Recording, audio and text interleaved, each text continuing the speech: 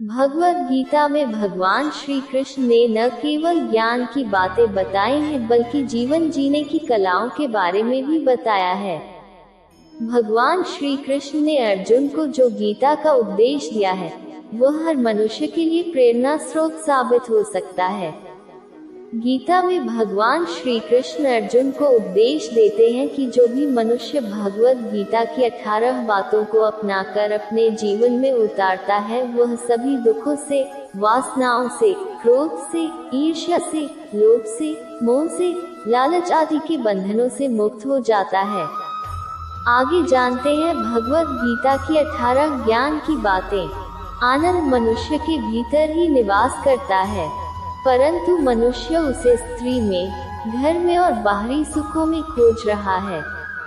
श्री कृष्ण कहते हैं कि भगवान उपासना केवल शरीर से ही नहीं बल्कि मन से करनी चाहिए। भगवान का वंदन उन्हें प्रेम बंधन में बांधता है। मनुष्य की वासना ही उसके पुनर्जन्म का कारण होती है।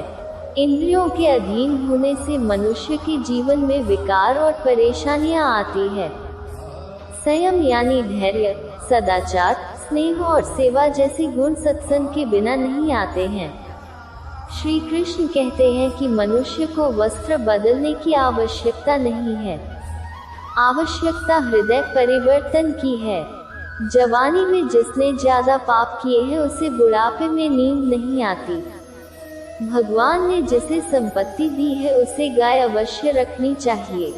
जुआ, मदिरापान, पर स्त्री गमन, अनैतिक संबंध, हिंसा, असत्य, मत, आसक्ति और निर्दयता इन सब में कलियुग का वास है।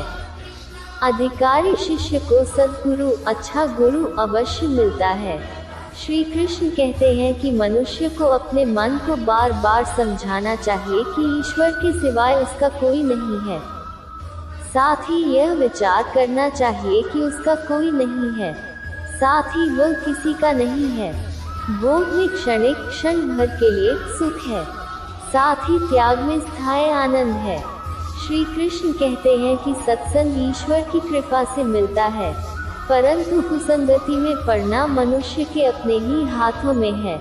लोभ और ममता, किसी से अधिक लगाव पाप के माता पिता हैं, साथ ही लोभ पाप का बाप है।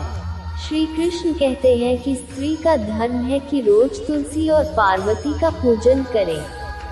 मनुष्य को अपने मन और बुद्धि पर विश्वास नहीं करना चाहिए, क्योंकि ये बार बार मनुष्य को दगा देते हैं।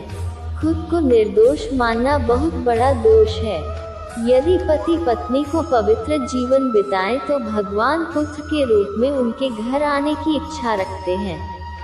भगवान इन सभी कसौटियों पर कसकर, जांच परख कर ही मनुष्य को अपनाते हैं। जय श्री कृष्णा। राधे राधे। ये सब सोच से मुक्त हो जाता है तो उसे संपूर्ण शांति मिलती है। जो जन्मा है उसके लिए मृत्यु उतनी ही निश्चित है जितना कि जो मर चुका है उसके लिए जन्म लेना निश्चित है। इसलिए जो अपरिहार्य है उसके लिए शोक मत करो। खुशी मन की एक अवस्था है और इसका बाहरी दुनिया से कोई लेना देना नहीं है। सुख एक भाव है और हमें किसी भी तरह बाहर के बात का कोई लेना देना नहीं है। यही तो गीता का कहना है कि इंसान का भाग्य उसके अपने हाथ में है। दुनिया कोई निश्चित नहीं है और न ही ये अंधा संसार है। हम अपने धर्म का उत्थान करके और सही सोच और व्यवहार करके अपने आप और दुनिया को बनाते हैं। चाहे अच्छे काम हो या बुरे काम, जो खुशी लंबे अभ्यास से आती है, जो दुख के अंत की ओर ले जाती है, जो पहले जहर के समान होती है लेकिन अंत में अमृत के समान होती है।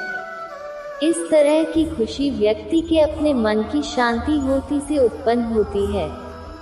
ये खुशी जो लंबा अभ्यास से आती है, जो दुख का नाश कर देती है, जो पहले विष जैसी लगती है लेकिन बाद में अमृत जैसी लगती है, ये खुशी अपने मन की शांति से होती है।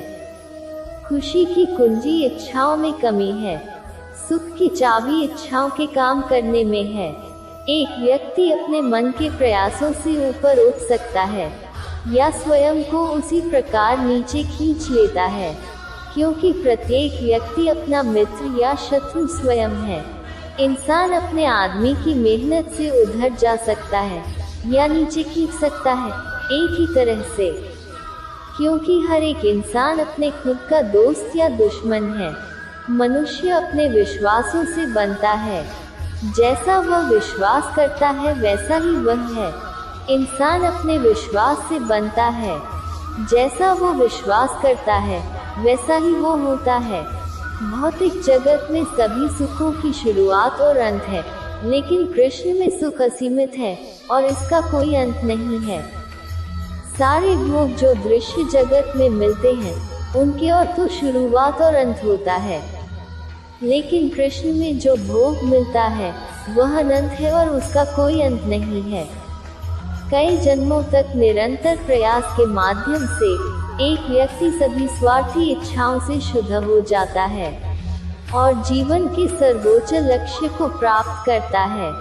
ध्रुवता प्रार्थना से और बहुत सारे जन्म के बाद कोई व्यक्ति अपनी सभी स्वस्थ इच्छाओं से शुद्ध हो जाता है और जीवन का परम उपदेश प्राप्त करता है।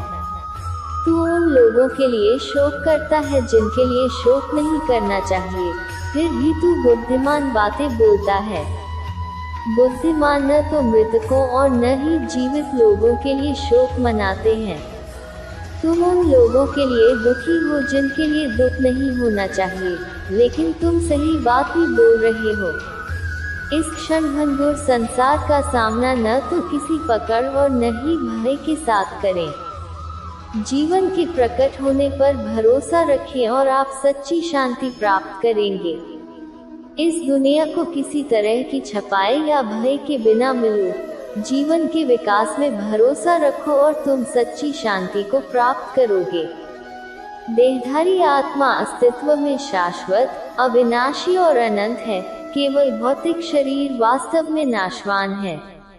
आत्मा जिस शखात्मक शरीर में है वह आदि से है, अष्टय है और अनंत है। बस शरीर ही होता है जो वास्तव में रूप से नश्वर होता है। जय श्री कृष्णा।